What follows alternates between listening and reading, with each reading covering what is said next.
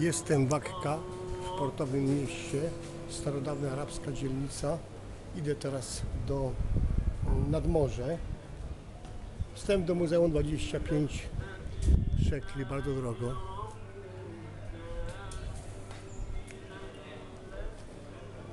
Tam jakiś malutki meczet jest, kolejny.